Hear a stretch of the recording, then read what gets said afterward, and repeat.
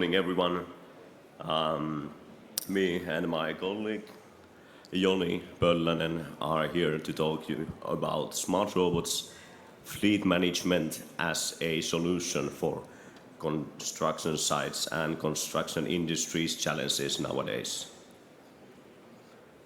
So our agenda today will dive quickly through our team that we are working with. Then we are checking the question, why do we need robots for construction industry?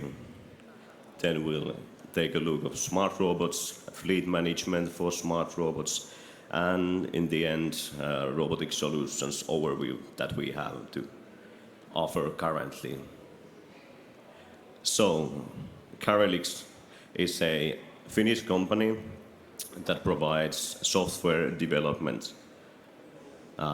We are a young startup company and we've been working now roughly 4.5 years together with a team of 25 people in 3 separate places. We are located in Finland, city called Joensuu, also in Germany, Munich, and Stuttgart, and in Netherlands. Right. So the question, why do we need robots for construction industry? We have these everyday challenges in nowadays construction industry, such as low efficiency, dangerous working environment, weary task of construction site.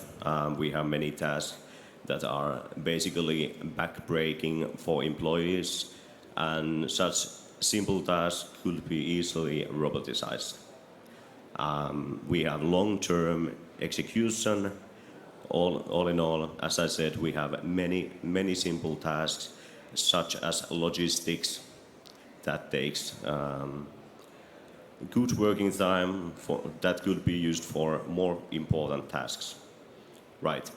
And in the end, we have a need for high precision, and working with the human factor, we all know that there is always a slight risk of inaccuracy. Right. So then my colleague Joni will tell you something about smart robots. Yeah, good morning from my side as well. So, smart robots. We have lots of robots around, but some of them are not that smart. So, let's define first what is a smart robot. So, a smart robot is a machine which is driven by some locomotion system and that can perform tasks autonomously and safely in its operating environment. The safety being one big thing in there. So basically, smart robot integrates all the data that it can gather around its environment with different sensors and using maybe AI or any other algorithms to get the hand of the environment that it is working in. And with that environment knowledge, it will be able to navigate, move in the environment, do its job there autonomously without being a hazard or anything like that. So doing it safely. And especially important thing, especially when we talk about construction, is that it has to work around humans safely. Because the point is that the human workers and the robots will work together. And the robot, it should be, for a smart robot, it should have a user-friendly interface for using. Nobody will use a robot that's really hard to use. So to make smart robots, you really need to have a nice user interface that is simple but offers all the necessary or all the needed features. And also different ways of operating the robot are always a bonus. Like if you want to, for some reason today, operate the robot with joystick, giving the possibility for that can sometimes help you enormously. And as a last thing there, always the safety. Safety is big thing in here. And here is a short listing of what a smart robot could do. And everything starts from autonomously knowing the environment, then using that environment for navigating, especially when we talk about automated ground vehicles or flying drones, navigating in the environment. And all these extra things that are listed on the slide are let's say bonus. For example, virtual walls or no-go zones. You can limit areas where you don't want the robot to go with these virtual objects that will prevent the robot from going in places where you don't want it to go. Then shortly about fleet management for the smart robots. So firstly we have to define what fleet management is. So basically fleet management is a way to control multiple robots from one centralized place. You don't want, if you have 3 robots, you don't want to have different controlling interface for each of those. You will forget how to use the second robot when you have been using the first and third one for a while.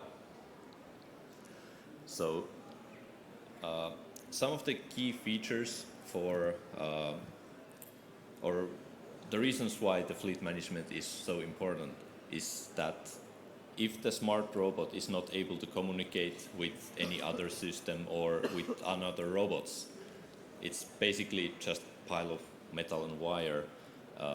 It's really hard to be used, especially in systems or in places, in scenarios where you have multiple robots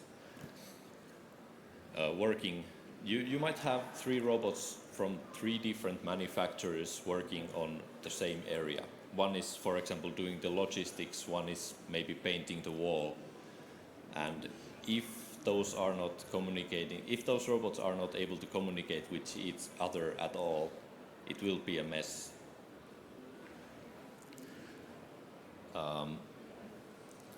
So from the fleet management you get the power to control and manage those multiple robots, get their knowledge, what is the status of their tasks, are they done, what they are doing.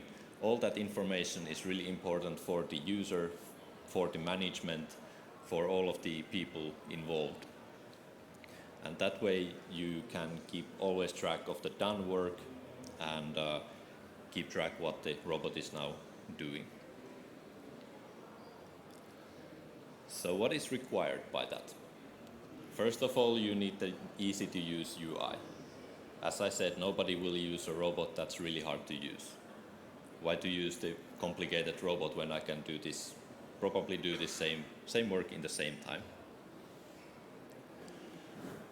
Also, some possibilities for custom mission management. So you probably want to create these things that, okay, now go there, do something, come back, do something. Possibility to customize these missions will be a big thing. Something interesting for the external device integration. So it's really nice if you can add whatever device you need. If you need really accurate laser scans from your building or something, and the robot doesn't have it by default, it should be easy to add such a things for your robot, because if the robot is, for example, already able to navigate to places, do things, why not have it be multi-purpose as much as it can? And for multiple project support, you might have a robot that will go around different sites. If you have multiple building sites ongoing and you want to take the robot to visit all the sites, you might want to have different projects defined for each of those, so that all the data that's gathered by the robot are nicely organized by the project. And where security comes in is that you will be able to give access to those points or those projects only to the people that need the access to. And now I will hand back to Antti to tell about robotic solutions. So yes, our robotic solutions that we have currently to offer. First of all, we with our partner as Baumotor, we provide, for example, a mobile beam printer with what we can print beam models straight to our concrete slab of our construction site. So no need anymore for measuring for human. Every lane, let's say for wall elements, we can just upload the DBG file up our robot and let it start working. It works fully autonomously, so you can free measurement guys and the guys who used to paint all the lines to concrete, you can release them for more important tasks.